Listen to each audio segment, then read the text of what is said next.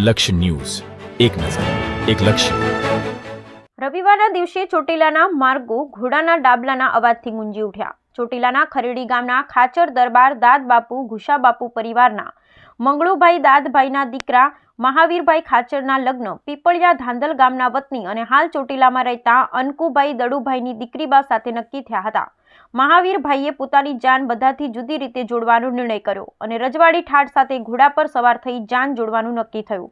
જે બાદ 100 જેટલા ઘોડો સવારો જાનમાં જોડાયા. ખેરડીથી નીકળેલી જાન ચોટીલા પહોંચતા આકર્ષણનું કેન્દ્ર બની.